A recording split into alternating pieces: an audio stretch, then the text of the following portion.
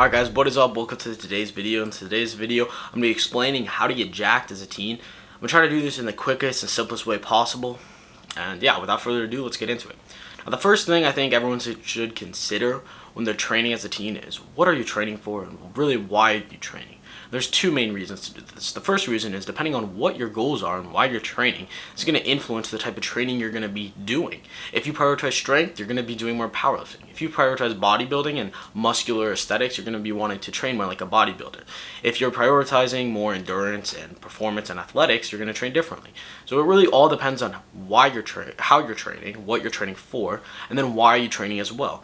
And when you have a specific thing you're training for or to, when your training gets difficult, when you don't feel like training, when something comes up and you're like, should I train today? Or when you're grinding through those reps, you have a reason to keep going. And this is a crucial thing that a lot of people don't talk about.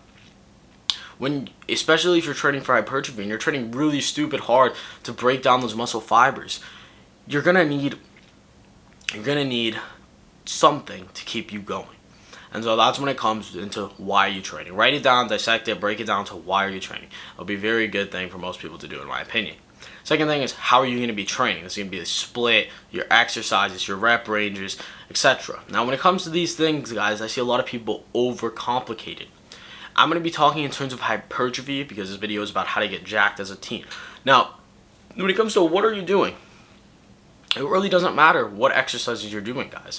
What I would recommend if you're new to the gym is you go to each exercise there, each machine, and you try 1-2 sets of each with a moderate weight, and you start feeling, how does this machine feel on my body? Everyone has a different body. Depending how the machine feels in your body, you're going to want to choose that machine. Or maybe you don't want to choose that machine. If it's hurting, if it just doesn't feel good because you have long limbs, you have short limbs or whatever, you're going to want to choose a machine based off your body structure. I'd also recommend putting some free weight things in. And yeah, it's not too complicated. Don't overcomplicate it. What I would recommend doing for split is a bro split. And I know a lot of people hate on this split, and I'll explain why I think it's an adequate split for teens. Basically, bro split, if you don't know, is you do each muscle group one time a week. For me, this consists of chest Monday, legs Tuesday, rest Wednesday, Wednesday arms, rest Thursday, Friday back, Saturday shoulders, rest Sunday. It's a very simple split. And the reason I like this split is because, one, if you want to not work out on the weekends, you can consolidate it into a 5-day split. Two, it allows for adequate recovery, because if you're a teen, you're doing other things, you're not prioritizing just the gym, your sleep probably isn't great, your nutrition probably isn't the best, so this allows you to also recover the most. And if you're training stupid hard, like crazy hard, your muscles might not be recovered after 2 to 3 days. And that's just the facts. Depending on how hard you're training, you're going to need more recovery. So in my opinion, guys, the bro split is a very viable option. It really just depends what are your goals. But if you're training for hypertrophy and you're willing to train stupid hard, the bro split is a very good split, and I found my best gains on it so far. So I'd recommend a split along those lines. You pick a heavy movement for each day. For example, on chest day, I like doing heavy bench press at the start. On leg day, I like doing heavy squats. On back day, I like doing heavy conventional deadlifts. You pick a heavy lift, you stick in maybe the 4 to 6 rep range, somewhere around there for that heavy lift. And then you find other lifts that feel good for you, maybe machines, whatever. It doesn't matter. As long as because all you're doing is breaking down muscle fibers. So as long as you feel it, it feels good, it doesn't matter. You find machines, whatever, and you pick to the 8 to 12 rep range. Now notice how I'm saying rep range, not rep goal. When you're training, especially for hypertrophy, and that is what I'm talking about right now, you want a rep range, because this is going to allow you to train till failure and do what's called double progression. Now all this is, for example, in the rep range, let's say you're doing lateral raises. You're doing 15-pound lateral raises. And the first week, you can do 15 pounds for 10. Next week, you can do 15 pounds for 12. Once you hit the end of your rep range, for example, in the 8 to 12 rep range, if you hit 12 reps on that range, you got to up the weight again. And you keep doing this cycle. It's a perpetual cycle. It's very simple. And you use that weight, so you hit 12 reps, and then you up the weight again. And that's how you're going to make progress, especially on your accessory lifts, because you're going to want to be training to failure on those lifts. When it comes to squat, bench, deadlift, if you're going to be doing those lifts, you might not want to train to failure because risk of injury could be a little bit higher. But at the end of the day, guys, I train those really hard as well, and knock on wood, I haven't gotten injured from doing the lifts. Only once. And it was from a very stupid thing when I PR'd 4 times in 1 week back when I was new to the gym. So regardless, if you're training with some common sense, you're taking a whole week to recover, you can train pretty hard. Get your form down, come into the gym, find the exercises that work well for you, and stick with them. You don't need to change up your exercises. The muscle doesn't need to be shocked with a new exercise at all, as Arnold would say. The muscle needs to be shocked with a new stimulus, a greater stimulus, to elicit further muscular growth. Now, breaking down what is actually happening when you're working out a muscle to build muscle, all you're doing is you're breaking down the muscle fibers and coming back repairing them stronger. So the more you can break down, the more gains you're going to get at a faster rate. And that's why you got to train to, I would say, you got to train to failure. Because you're breaking down more muscle fibers, it's going to grow back faster, assuming you can recover adequately. And that's that part. And then when it comes to recovery, how are you going to recover from all this training? It's very simple. There's 2 main things when it comes to recovery. And that's going to be your eating and your sleeping. And of course, your hydration is also important.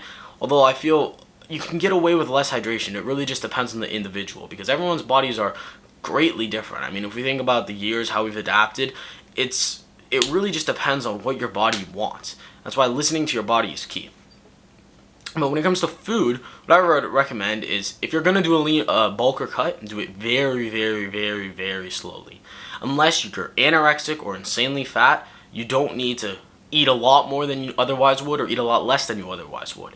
You want to find how much you're eating and just eat very little more, very little less, or just eat exactly what you're eating. If you're a teen, as long as you're not obese, I would recommend going on a slight lean bulk. You have high testosterone levels, you do want to build muscle, you do want to get bigger, and most likely it would provide better gains in the long term, because you'd build a foundation for your physique when you're young. Maybe you look a little chubby now, whatever. It's not that big of a deal. You'll cut, lose all of that, 3 to 6 months, you could lose it all, and you'll be looking great in college or whatever, or out of college. Now, what I would recommend is do a lean bulk. You eat very healthy whole foods. That's key. I found in my progress when it comes to eating very clean. That means the less processing of the food, the better.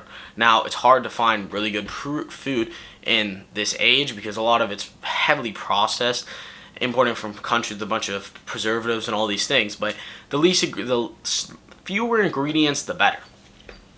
And so I'd recommend you guys find just simple things: meats, fruits, vegetables, rice, things along those lines. Keep it clean, eat a fair amount of those, and you're going to be fine. Now, when it comes to sleep, ideally, the more the better, at least to around the 10 to 11 hour mark, but that's completely unrealistic for a teen. I tend to average around 7.5 to 8 hours, and I find if you can get 8 hours, you're going to be able to make a lot of muscle gains. Now, don't listen to the BS though that Arnold or some of these people were saying where they get 6 hours of sleep. That's just not realistic for good muscle gains as a natural athlete. It's not going to happen. I mean, maybe you could put on a little, but it's just so unoptimal. It just for overall body performance. Unless you're some specimen that doesn't need a lot of sleep, you're most likely going to want to get around 8 hours, maybe a little bit more if you can. And now again, it is going to vary by individual, but that's what I would recommend as at least a starting point. So yeah guys, that's basically it. Find your reason for training, because that's going to keep you going through the hard times. Find the exercises you like, the split you like, and stick with it. That is key. Track your progression, whether that's on a notebook, on a phone, whatever. Track it.